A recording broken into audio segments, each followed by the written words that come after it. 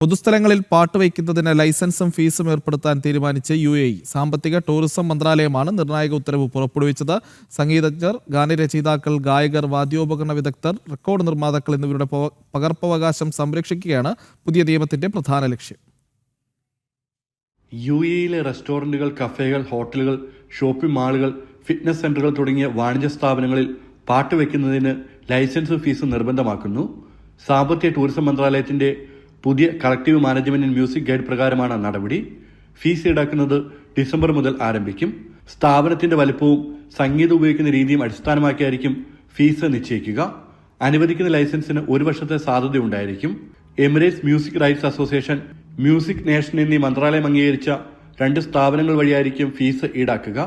അതേസമയം വിദ്യാഭ്യാസ സ്ഥാപനങ്ങൾ, സർക്കാർ സ്ഥാപനങ്ങൾ, ദേശീയ പരിപാടികൾ, വ്യക്തിഗതവും വാണിജ്യേതരവുമായ ആഘോഷങ്ങൾ എന്നിവയ്ക്ക് ഫീസ് ബാധകമല്ല.